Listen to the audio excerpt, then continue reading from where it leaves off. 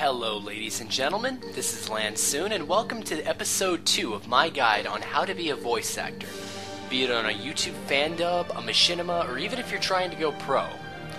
Now I admit I was quite harsh on the first go around, but that was to weed out the faint of heart because dubbing is not an easy job, especially if you're a professional at it.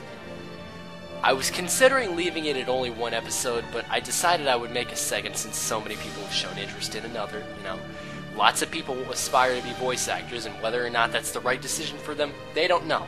So, I'm going to go over a few basic points to maybe point you in the right direction, or maybe make you step back and realize that maybe being a fan isn't just what you have to do to be a voice actor. Now, just as a point of reference, I am a huge anime fan. I'm a huge video game junkie, as people may know about me. But that was not my reasoning for wanting to go into, voice acting work. It was something that came on something of a whim based on, AG Entertainment's recommendation that I should try, doing some voice work.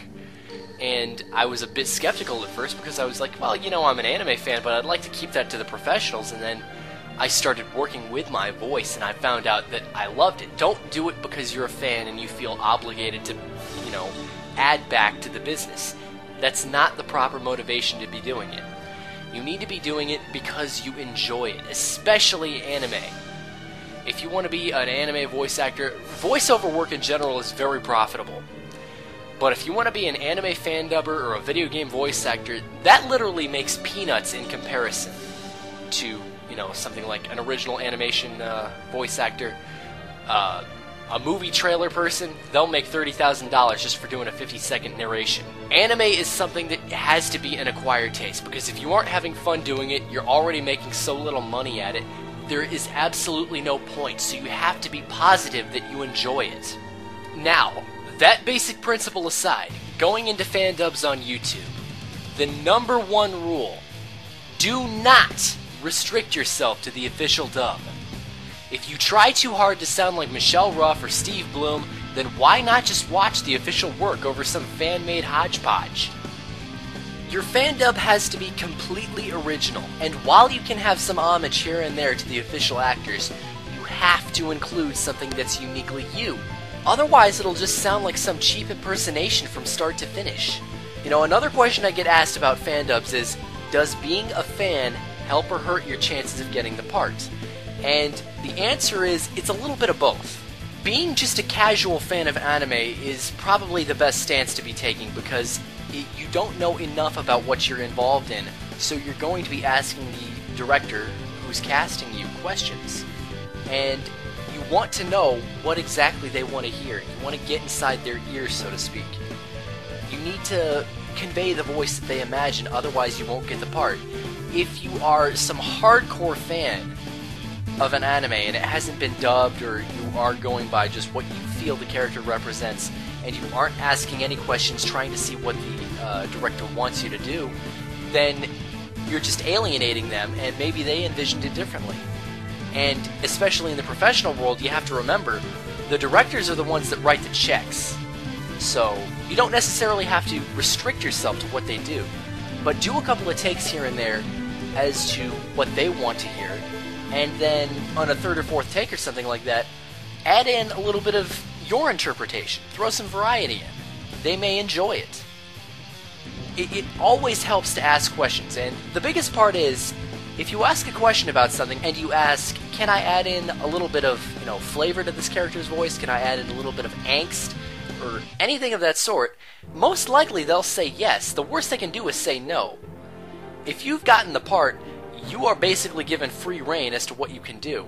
You want to, of course, keep the director interested, but essentially you're the one that's guiding the horse. Now, another point that you may or may not realize based on the fact that you're listening to an amateur's, little tutorial videos, as pathetic as they may be, in the voiceover world, to stay on your A game, you have to constantly be learning. Now, there are two specific resources that I'm using to improve my, skills set, so to speak, if you want to call it that.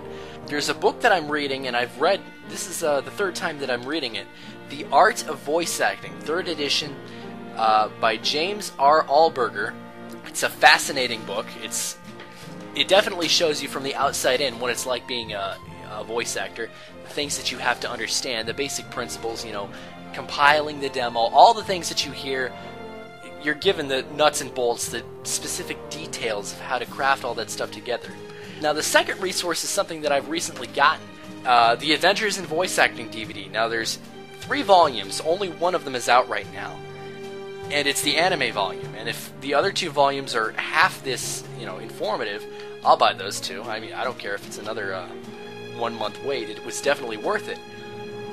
Another thing that you're going to need to do if you want to be taken seriously, if this is what you really want to do, take classes and also take special classes called workshops, which is, you know, hands-on, taught by people who are in the business. You know, there's specific skill levels in workshops. You are constantly taking, you know, you start at the beginning workshop. Adventures in Voice Acting themselves have a workshop set up. There's the beginning voice actor, there's the intermediate, and there's the advanced level. Take those if you're really interested. They cost money, but if this is what you want to do, you need to be prepared to make all the sacrifices necessary to get it. Because it's very rare in life if you can go through and look forward to your workday. The thing about voice acting is that it's not a stable thing. It is comprised of what they call in the entertainment business as gigs. It's not a stable job. And very often you'll find that your schedule is made up on the fly. Especially if you're with a talent agency, you are given so very little time to prepare for these roles. And even if you're a fan of anime, you can't limit yourself to just shows that you like, because 9 times out of 10 they've already been dubbed. They're always dubbing new anime, and you inevitably aren't going to know what the hell's going on. So you're going to need to be relying on a director. You have to ask questions, as I mentioned before. And one of the biggest features about voice acting in particular is that there's the lip flaps. Everybody knows about that. You know, the specific flaps of a character's lips. It's common in video games now, but if you're going to be fan dubbing like an older style game, like one of the PSX Final Fantasy games, you don't have to worry about lip flaps. But if you want to be taken professionally serious in something like Final Fantasy X, 12, or whatever game that you're dubbing, especially if it's a recent one, it's one that you have to pay attention to the lip flaps. And in the professional world, you have to be able to create a character very, very quickly. The average voice actor, it doesn't matter how big of a fan of anime you are, the average voice actor is not going to know the character that they're dubbing, even if they see a picture. The picture and a brief biography is all that they go off of. So you have to make the most of that and craft a character that the director wants to hear.